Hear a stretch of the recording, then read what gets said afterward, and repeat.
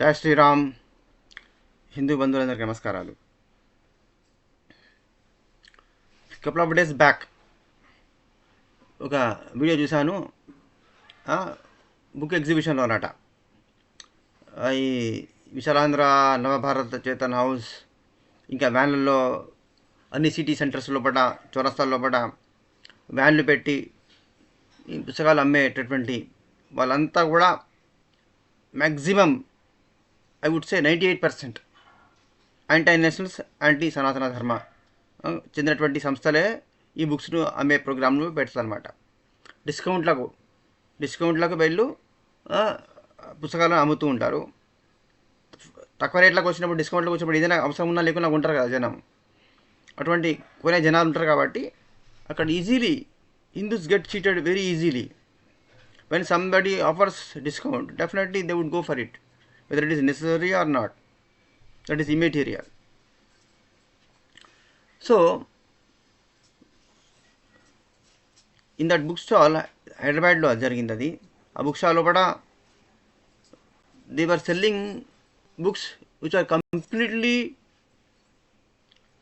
against to Sanatana Dharma, Hinduism, Vedas, Upanishads, epics, Indian ఫిలాసఫీని కంప్లీట్గా misinterpret చేసి బాగా అబ్యూజివ్గా derogatory remarks, insulting comments, wrong ఇంటర్ప్రిటేషన్స్తో ఉన్నటువంటి బుక్స్ను అమ్మడం జరుగుతున్నది. పర్టికులర్లీ బ్రహ్మకుమారీస్ ఆర్గనైజేషన్ వాళ్ళ బుక్స్, ఇంకా లెఫ్టిస్ట్ వాళ్ళ ఎన్ఐవే లెఫ్టిస్ట్ ఎక్కువ ఉంటాయి అనుకో లిటరేచరు. అపార్ట్ ఫ్రమ్ దట్ త్రైత సిద్ధాంతం అని అది బాగా పాపులర్ అవుతున్నది. అది కూడా ఎక్స్పాండ్ అవుతున్నది, స్ప్రెడ్ అవుతున్నది వైరస్ మాదిరిగా. So they are completely oppose to Upanishad philosophy. ఇది అడవుల్లో నిలబడి గన్స్ పట్టుకొని మేము రాజ్యాధికారాన్ని సాధిస్తాము, ప్రజెంట్ ఎగ్జిస్టింగ్ గవర్నమెంట్స్ను మొత్తం డిస్మాంటిల్ చేస్తాము, we approved the governments which are in existence and we shall take over the country and we form the government అని గన్ను ద్వారా రాజ్యాధికారం సాధిస్తామన్నటువంటి నక్సలైట్స్ అందరూ వైపౌట్ అవుతున్నారు across the country, because the government is very firm to wipe out these Naxals, టెర్రరిస్టులు. అయితే వాళ్ళ యొక్క ఆ టెర్రరిస్టులే ఇప్పుడు డిస్గైజ్డ్ ఫామ్ లోపల intellectual disguise, professors, writers, journalist, pseudo intellectuals, pseudo writers, film industry, television industry, drama, media, press media, electronic media, books as writers, వీళ్ళు ఈ అర్బన్ మాఫియా, ఇంటలెక్చువల్ టెర్రరిజం అంటారు దీన్ని.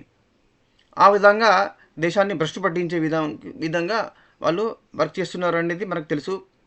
వాళ్ళకు ఏంటంటే వాళ్ళకు బాగా ఫర్టైల్ గ్రౌండ్ ఏంటిదంటే యూనివర్సిటీలు, కాలేజీలు, media, television channels, news papers. వీటి ద్వారా దేశాన్ని, ఈ దేశ సంస్కృతిని, ఈ దేశం యొక్క కల్చర్ను పూర్తిగా అటాక్ చేస్తూ ఉన్నారన్నమాట.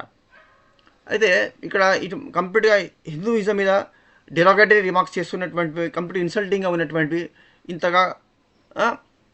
ఘోరంగా వ్యతిరేకిస్తూ కించపరుస్తున్నటువంటి పుస్తకాలను అమ్మడం కరెక్టేనా అని ఒక ఎవరో హిందూ సింపథైజర్ యాక్టివిస్టు అడిగితే, హిందూయిజం కంటే మించిన దుర్మార్గమైన మతం ప్రపంచంలో లేదట అంటున్నాడు వాడు. వాడు ఎట్లా ఎందుకన్నాడు? బికాజ్ దట్లో వాడే కాదు, ఏ కమ్మిగాడైనా, ఏ కాంగివాడైనా కూడా ఇప్పుడు పాషండ మత ఓల్డ్ సిటీ, ఓవైసీ వాళ్ళ జిహాదీలను, గజ్వా హిందూ జిహాదీ టెర్రరిజంను కండెమ్ చేసే దమ్మున్నదా, గట్స్ ఉన్నాయా? వాళ్ళ పుస్తకం గురించి మాట్లాడగలుగుతారా? వాళ్ళ యొక్క స్పీచ్ల గురించి, వాళ్ళు చేసే మార్క్స్, వాళ్ళు చేసే కామెంట్స్ గురించి మాట్లాడగలుగుతారా? ఫ్రీడమ్ ఆఫ్ ఎక్స్ప్రెషన్ అనేది అక్కడ పనిచేస్తారు. అక్కడ వెళ్ళది నరికి పొగలో పెడతారు. వాళ్ళు జోలికి పోరు, భయపడతారు. వాళ్ళు వేసే బిస్కెట్లకు తిని మన మీద హిందువుల మీద అరచడము, కరవడము, మురగడము చేస్తారనమాట. ఇన్నేళ్ల లోపల విద్యార్థి దశ నుంచి చూస్తున్నాను నేను, ఇన్ని సంవత్సరాల లోపల కూడా ఎప్పుడు పాకిస్తాన్ ఐఎస్ఐ స్పాన్సర్ టెర్రరిజంను, పాకిస్తాన్ స్పాన్సర్ టెర్రరిజంను ఎన్నడూ ఖండం చేయంగా, క్వశ్చన్ చేయంగా చూడలేదు. చైనా మన ఇండియా మీద యుద్ధం చేస్తే అప్పుడు చైనాను ఖండించలేదు. All the time they go on hunting, attacking governments in India. భారతీయ సంస్కృతిని, భారతదేశంలో రూలింగ్గా ఉన్నటువంటి గవర్నమెంట్స్ను ఎప్పుడు విమర్శిస్తూ ఉంటారు. మళ్ళీ whenever Congress was not in a position to form the government, majority తక్కువైనప్పుడల్లా మళ్ళీ ఈ కమ్యూనిస్టులే వాళ్ళకి కాంగ్రెస్కి సపోర్ట్ చేసి కాంగ్రెస్ గవర్నమెంట్ నిలబెట్టినారనమాట.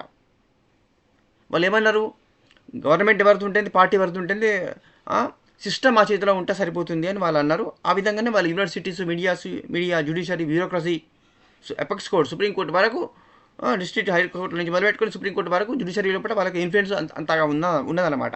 కాబట్టి 70 ఏళ్ళ నుంచి కూడా వాళ్ళ ఎజెండా, వాళ్ళ విధానాలే నడిచినాయి తప్ప వాళ్ళు వాళ్ళ అధికారంలో లేరు, వాళ్ళు ఏం సాధించలేదు, మనకేం నష్టం చేయలేదు వేరే అనుకుంటే అది అంతకన్నా అమాయకత్వం ఏమీ లేదు.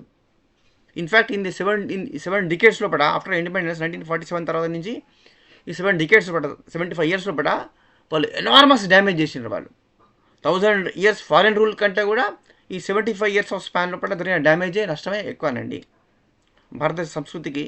అదే ఫిజికల్లీ ఇండియన్స్ ఫిజికల్ బాడీ మాత్రం ఇండియన్, కానీ మైండ్ మొత్తం ఇండియన్ అనేది ఎప్పుడో పోయింది. అది మెకాలే పుత్రులు అయిపోయింది అన్నమాట. మెకాలే పుత్రులు పాకిస్తాన్ చెంచాలు, లేకపోతే చైనా చెంచాలు, పాకిస్తాన్ చెంచాలుగా మారిపోయారు. ఎక్కువ శాతము కోట్ల మంది హిందువులు, అంటే భారతదేశ ప్రజలు. వాడి పేరు హిందూ పేరే ఉండవచ్చు వాడికి, అది అమర్ ఉన్నదా, అక్బర్ ఉన్నదా, యాంథోనీ ఉన్నదా, పేరు అనేది ఇమెటీరియల్, నేమ్ ఈజ్ ఇమెటీరియల్. కానీ ఏ పేరు ఉంటుంది, కానీ వాడు మాత్రం దేశ వ్యతిరేకగా మారిపోయాడు అన్నమాట. అలా చేశారు. వాళ్ళు ఎప్పుడైనా పాలస్తైన్ సపోర్ట్ ఇస్తారు, కానీ మరి పాలస్తైన్ హమాస్ ఇజ్రాయెల్ మీద చేసిన దాడిని ఖండించగా చూసారా మీరు ఎప్పుడైనా? లేదు. In fact they always abuse Israel. ఇక్కడ భారతదేశంలో హిందువులను విమర్శిస్తారు, తిడతారు, అక్కడ ఇజ్రాయెల్ తిడతారు, అక్కడ అమెరికాని తిడతారు. మరి అమెరికా నుంచి వచ్చే ఫండ్స్ తీసుకుంటారు, అంటే డీప్ స్టేట్ నుంచి అనుకోండి. అమెరికన్ గవర్నమెంట్ తిడతారు, అది సామ్రాజ్యవాద దేశం అని, అదే పెద్ద అగ్రెసర్ అని, అదే పెద్ద ఎక్స్పాన్షనిస్ట్ అని, అదే పెద్ద ప్రపంచంలో అత్యంత దుర్మార్గమైన దేశం అమెరికా అని కమ్యూనిస్ట్ కానీ పొద్దున్న లేస్తే కమ్యూనిస్ట్ వాళ్ళు తిడతారు. మరి అది అమెరికాలో ఉన్న కమ్యూనిస్టులు మళ్ళీ అమెరికా ప్రయోజనాల కోసం పనిచేస్తారు. అది వైరుధ్యాలు, కాంట్రడిక్షన్స్ ఎందుకు ఉంటాయి అని అంటే, మీరు డీప్గా ప్రజలు అందరికీ అంత డీప్గా స్టడీ చేసే టైం ఉండదు, అంత అర్థం కూడా కాదు. అది ఎంతో ఇంట్రెస్ట్తోని డీప్గా స్టడీ చేస్తే తప్ప ఈ కాంట్రడిక్షన్స్ అనేది అర్థమయ్యే విషయం కాదు. One thing is very clear, మీరు టెలివిజన్లో కానీ మీడియాలో కానీ ఈ కమీగాన్లు ఎప్పుడైనా పాకిస్తాన్ టెర్రరిజంను, ఐసిస్ టెర్రరిజంను, ఆఫ్ఘనిస్తాను, పాకిస్తాను, మొన్న బంగ్లాదేశ్లో హిందువుల జరిగిన నరమేధాన్ని గురించి కానీ ఖండించగా మీరు విన్నారా, చూసారా? లేదు. ఎప్పుడేం మన ఇండియాలో పడ, కేరళలో, కాశ్మీర్లో అంత జీనోసైడ్ జరిగింది. లక్షల మందిని చంపి లక్షల మంది నిరాశ్రయం చేసిండు కాశ్మీర్లో పట. హిందువులను అనేక జిల్లాల పట కంప్లీట్ జీరో చేసి పడేసారు అనమాట కాశ్మీర్లో పట. మరి అక్కడ ఎస్సీ ఎస్టీల కోసం మాట్లాడుతున్నాము, మేము కొట్లాడుతున్నాము, దళితుల కోసం మేము ఉన్నామని చెప్పిన దళితవాదులు, మన అంబేద్కర్ ఇష్టం అని చెప్పిన వాళ్ళందరూ కూడా మరి అక్కడ ఎస్సీ ఎస్టీలకు రిజర్వేషన్ కూడా ఇవ్వకుండా అవి కూడా మొత్తం వాళ్ళ జిహాదీలా తిన్నారు. పాకిస్తాన్ నుంచి వచ్చినటువంటి వాళ్ళే తీసుకున్నారు. ఐఏఎస్లు, మెడికల్, ఎంబీబీఎస్ అన్నీ వాళ్ళే తీసుకున్నారు. ఎస్సీ ఎస్టీలకు రావాల్సిన సీట్లు కూడా వాళ్ళే తీసుకున్నారు, జాబులు కూడా వాళ్ళే తీసుకున్నారు. ఎస్సీ ఎస్టీలకు మాత్రం కేవలము టాయిలెట్ క్లీనింగ్, బస్ స్టాండ్ల, రైల్వే స్టేషన్ల పట రోడ్ల క్లీనింగ్, స్కావెంజర్ జాబ్స్ మాత్రమే ఇచ్చారు. మరి ఇది 70 ఏళ్ళు జరిగిన అన్యాయం జరిగింది కదా. ఈ 70 ఏళ్ళ పడి ఇంత అన్యాయం ఎస్సీ ఎస్టీ జరిగితే ఎప్పుడన్నా వీళ్ళు క్వశ్చన్ చేసిండ్రా? ఇంతకాక మన నిజామాబాద్లో పట, ఆదిలాబాద్లో పట ఎస్సీ ఎస్టీ ఉమెన్ మీద హత్యలు చేసి, ప్రెగ్నెంట్ ఉమెన్ కూడా రేప్ చేసి చంపితే ఎవరు? ఆ పాషణ మత పౌరులు, శాంతి మత పౌరులు. వీళ్ళు ఖండించినరా? అంతెందుకు, ఈ రాష్ట్రంలో హైదరాబాద్లో ఉన్నటువంటి ఎన్ఆర్సీ హ్యూమన్ రైట్స్ కమిషన్ కానీ, HRC, NRC human rights commission, national human rights commission, NHRC కానీ సుమోటోగా కేసు తీసుకొని వాళ్ళను వాళ్ళకు యాక్షన్ తీసుకునే దమ్ము ఉన్నదా? చేసిందా? సుమోటో కేసు తీసుకున్నదా? వాళ్ళని అరెస్ట్ వారెంట్ ఇష్యూ చేసి పోలీసులు ఎందుకు యాక్షన్ తీసుకోలేదు? పోలీసులకు నోటీసులు ఇచ్చినరా? చేయాలి. వాళ్ళు గుడులు వెలగొట్టినా, వాళ్ళు చంపినా, రేపులు చేసినా, మర్డర్లు చేసినా, దొంగతనాలు చేసినా, వాళ్ళు కరెంట్ బిల్లు కట్టకుండా కూడా అడిగే దమ్ము సీఎంకి లేదు, జడ్జిలకు లేదు, పోలీసు వాళ్ళకు లేదు. పోలీసు వాళ్ళను నేను చూసిన ఒక ఆడమ పోలీసు వాళ్ళని చెంప మీద పాలగొడితే వాడు నోరు మూసుకొని పోయింది వాడు. ఎందుకంటే ఆమె ఆమె ఆమె నల్ల డ్రెస్సులు ఉండదు, ఆమె కింద బుర్క డ్రెస్సులు ఉండదు అనమాట. అంటే ఇంత ఇంత కంప్లీట్ యూనక్స్ లాగా government machinery, executive, media completely behaving like యూనక్స్.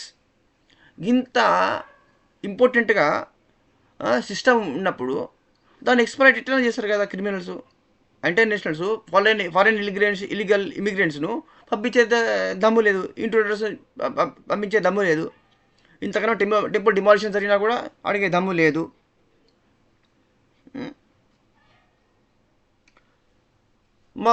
ఎప్పుడు ఆల్ ద టైము రామాయణంలో తప్పు ఉన్నది, భారతంలో తప్పు ఉన్నది, వేద ఉపనిషత్తు రాంగ్ ఇవన్నీ మాట్లాడింది. కానీ మరి మరి ఇది క్షణాకాలంగానే డైవోర్సు హలాలా ఏంది, ఈ నలుగురు పెళ్లి చేసుకుని ఏంది, లేడీస్ వాళ్ళకు కూడా సమాన హక్కులు ఉండాలి, ఆ నల్ల బుర్కా డ్రెస్సులో పెట్టుడేంది, వాళ్ళను వాళ్ళను గల్ఫ్ దేశాలకు అమ్ముడేంది, ఇప్పుడు పడితే అప్పుడు విడాకులు ఇచ్చేది అమ్ముడేంది, మళ్ళా వావివరస లేకుండా తండ్రి తమ్ముడు ఎవరు పడితే వాడుకున్నాడు ఏంది, వాళ్ళని ఇష్టం వచ్చిన కొట్టుడేంది, హింస పెట్టుడేంది, బూతులు తిట్టుడేంది, రోజు చిత్క చన్నుడేంది, ఫ్యామిలీ ప్లానింగ్ పాటించకుండా ఆడవాళ్ళని కేవలం పిల్లలుగానే మిషన్ లాగా 10 మందిని 12 మందిని పిల్లగాళ్ళని పుట్టించుడేంది అని వాళ్ళ మహిళల హక్కుల కోసము, వాళ్ళ ఆత్మగౌరవం కోసము ఈ కమ్మికి చెందినటువంటి ఈ ప్రోగ్రెసివ్ ఉమెన్స్ ఫెడరేషన్, ఈ మహిళా ఫెమినిస్టులు, ఈ ఫేక్ కమ్మి ఫెమినిస్టులు ఎప్పుడైనా కొట్లాడారా, ఎప్పుడైనా వాయిస్ రైజ్ చేసిండ్రా, ఎప్పుడైనా హైదరాబాదులో మీటింగ్లు పెట్టిండ్రా, కలకత్తాలో, హైదరాబాద్లో, చెన్నైలో, ఢిల్లీలో పడ, జేఎన్యూలో, ఉస్మానియాలో పడ, అంబేద్కర్ యూనివర్సిటీలో పడ ఎప్పుడైనా వీళ్ళు డిబేట్లు చేసిండ్రా, చర్చలు జరిపినరా. ఓల్డ్ సిటీ మహిళలకు కూడా వాళ్ళు కూడా మనుషులే, వాళ్ళకు కూడా సమానమైన హక్కులు ఉండాలి. మత ఉచ్చుల నుంచి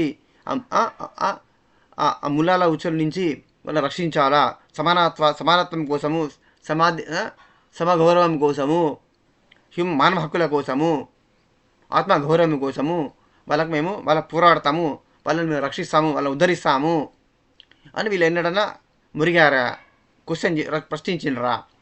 ఎన్నడూ లేదు. ఐసిస్ను బోకో హరాం, నైజీరియాలో బోకో హరాం చేసిన నరమేధము అంతా ఇంత కాదు. లష్కర్ తోయిబా, జైషే మొహమ్మద్, ఐసిస్, తాలిబాన్, అల్-ఖైదా, పాకిస్తాన్, ఇన్ని ఆఫ్ఘనిస్తాన్, ఇన్ని దేశాల లోపల ఉగ్రవాదము, స్వీడన్ లోపల, బెల్జియం లోపల, బ్రసెల్స్ లోపల, జర్మనీ లోపల, ఆస్ట్రేలియా లోపల, యుఎస్ లోపల, మన ముంబై లోపల, హైదరాబాద్ లోపల, గూగుల్ స్టాడు, దిల్సుఖ్ నగరు, లుంబినీ పార్కు, వందల మందిని పుట్టన పెట్టుకుంటే రైలు కాళ్ళ పెట్టి డీరైల్, ఈ మధ్య రైల్వే ట్రాక్లను డీరైల్ చేయడానికి ప్రయత్నం చేస్తాను, ట్రాక్లను బద్దలు కొడతాను, ప్లేట్లు తీస్తాను, ట్రాక్లను తప్పి రైలు ప్రమాదాల గురించి మొన్న గవర్నమెంట్ రాగానే మళ్ళీ రైలు ప్రమాదాలు గురి చేసిండ్రు, కుట్రలవన్నీ ట్రాక్లను ఖరాబ్ చేసి రైలు ప్రమాదాలను గురి చేసిండ్రు, యాక్సిడెంట్ చేసి అది దానికి మోడీ గవర్నమెంట్, బీజేపీ గవర్నమెంట్ తప్పని బీజేపీ గవర్నమెంట్ బ్లేమ్ చేయడానికి ప్రయత్నం చేసిండ్రు. కానీ మరి అట్లా చేస్తున్న వాళ్ళ మీద కఠిన చర్యలు తీసుకోవాలి, సర్వేలెన్స్ పెంచాలి. ఇండియా మొత్తం మీద కూడా దేశం మొత్తం మీద అన్ని రైల్వే ట్రాక్లకు సీసీ కెమెరాలు పెట్టాలంటే ఎంత ఖర్చు కావాలి, ఎన్ని లక్షల కోట్ల అవుతుంది, ఎంత ఇన్ఫ్రాస్ట్రక్చర్ కావాలి, ఎంత ఎక్స్పెన్సివ్, అది డబ్బులు గాలికెళ్ళి వస్తాయా? మరి ప్రజల మీదనే వేయాలి కదా పన్నులు. మళ్ళీ పన్నులు పెంచి రేట్లు పెంచేది ఉంటే అప్పుడు మళ్ళీ ఏమంటారు? మరి ప్రజలకు తక్కువ రేట్లో పడ్డ రైలు ప్రయాణం చేయాలి. మరి వాళ్ళకి మన సేఫ్టీ సర్వైలెన్స్ కావాలి, సీ సిస్టమ్ కావాలి, ఇదంతా కూడా చేయాలంటే మరి ఖర్చు పెరుగుతుంది. ఖర్చు పెట్టినప్పుడు మన టికెట్ల రేట్లు పెరిగాయా? ఎవరి మీద భారం పడుతుంది అప్పుడు? ఈ బంగ్లాదేశ్, పాకిస్తాన్, రోహింగ్యాల నుంచి ఇక్కడ వచ్చి పందుల్లాగా పిల్లలు చేసుకుంటూ డజన్ల కొద్ది పిల్లలను పుట్టించుకుంటా కోట్ల జనాభాను పెంచుకుంటూ పోతా అంటే వాళ్ళని ఎవరు పోషించాలి? వాళ్ళకి ఫ్రీ ఫుడ్ ఇవన్నీ ఎవరు ఇవ్వాలి? ఫ్రీ ఎలక్ట్రిసిటీ ఇవన్నీ ఇచ్చి ఎవరు చదవాలి? ట్యాక్స్ ఎవరి మీద ఎత్తారు? ఆ పైసలతో ఎవరికి ఖర్చు పెట్టి ఎవరి మీద పైసలు వసూలు చేస్తారు, ట్యాక్సీలు ఎత్తారు, ఎవరికి పెడతారు ఆ పైసలు? వాళ్ళందరూ పోషించాల్సిన బాధ్యత భారతీయులదా? ఇప్పుడైనా క్వశ్చన్ చేసినరా మీరు? అంతేందుకు కమ్మీస్ ఎంత హిపోక్రట్స్ అంటే మీరు ప్రోగ్రెసివ్ అభ్యుదయవాదులు ఏదుంటే యూసీసీకి యూనిఫామ్ సివిల్ కోడ్ కోసం ఎందుకు అపోజ్ చేసినారు? సుప్రీంకోర్టు చెప్పింది కదా, దేశ ప్రజలందరూ ఒకటే అన్నప్పుడు అందరూ సమానము, అందరూ మనుషులు ఒకటే అని మానవతావాదులు అంటారు కదా మీరు. అందరికీ ఒకటే హక్కు ఉంటుందా? ఒకటే లా ఉంటుందా? ఒకటే రాజ్యాంగం ఉంటుందా? కులంకో మతానికో వేరు వేరే ఉంటాయా? మరి యూసీసీ ఎందుకు అపోజ్ చేసినారు మీరు? ఎన్ఆర్సీ ఎందుకు సిఏ ఎందుకు అపోజ్ చేస్తాను? ఇప్పుడు వక్ఫ్ బిల్ ఎందుకు అపోజ్ చేస్తాను మీరు? వక్ఫ్ కూడా అది ఏమైనా రాజ్యాంగబద్ధ సంస్థన? అది ఎక్కడ పడితే అక్కడ రైతులది, పేదవాళ్ళ ఇల్లు తీసుకొని, పొలాలు తీసుకొని ఊర్లు ఇవన్నీ మాయ ప్రాపర్టీ అని 2 దేశాలు పంచుకున్నాక కూడా అది మాది అంటే వాళ్ళకి సమర్థిస్తాను సిగ్గు లేకుండా మీరు. ఇంత దౌర్జన్యం ఎట్లా చేస్తారు? ఇది మీరు ఏమన్నా బాబర్ రాజ్యమా, గజనీ రాజ్యమా? ఇది భారత ఇది ప్రజాస్వామ్య ప్రభుత్వం ఉన్నది ఈ దేశంలో కూడా. ఇది సెక్యులర్ ప్రజాస్వామ్యం రిపబ్లిక్ అంటారు కదా మీరు, డెమోక్రాటిక్ రిపబ్లిక్ అంటారు కదా. మరి ఇక్కడ మీ గజనీ గోరీల ఐడియాలజీ ఎట్లా నడుస్తుంది? షరియాలే ఎట్లా నడుస్తుంది? మీ మత చట్టాలు, సెపరేట్ మత చట్టాలు ఎట్లా అలాగే డిమాండ్ చేసే హక్కు మీకు ఎక్కడిది? అని ఎందుకు క్వశ్చన్ చేయర్రా మీరు?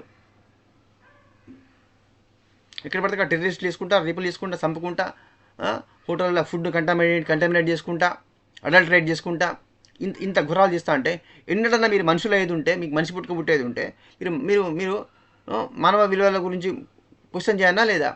చేయకుండా వాళ్ళ దగ్గర బిస్కెట్ల కాసేపట్టి కుక్కల్లాగా తూక ఊపుకుంటూ వాళ్ళ బూటు నాకుంటూ వాళ్ళకి సమర్థిస్తున్నారంటే మీరు నిజమైనటువంటి కమ్యూనిస్టులైనా, అభ్యుదవాదులా మీరు?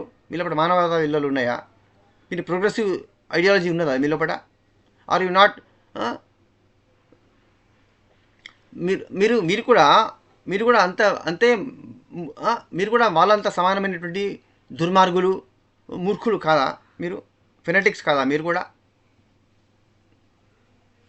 సో ఇది భారతదేశ ప్రజలు, పర్టికులర్లీ హిందూస్ కళ్ళు తెరుచుకొని ఈ కమ్యూనిస్టులను పూర్తిగా దేశం లోపల ఎక్కడా వాళ్ళ అడ్రస్ లేకుండా, కాలేజీల, యూనివర్సిటీల, సినిమాల, టెలివిజన్ లోపల, మీడియా లోపల, జర్నలిజం లోపల, న్యూస్ పేపర్ లోపల, న్యూస్ ఛానల్స్ లోపల ఎక్కడా వీళ్ళ అడ్రస్ లేకుండా వీళ్ళ పూర్తిగా కన్నుమరుగు చేసి భూస్థాపితం చేసిన తర్వాత మాత్రమే ఈ దేశానికి మంచి రోజులు వస్తాయండి. So Hindus wake up before it is too late. జై శ్రీరామ్, జై శ్రీకృష్ణ, వందే మాతరం.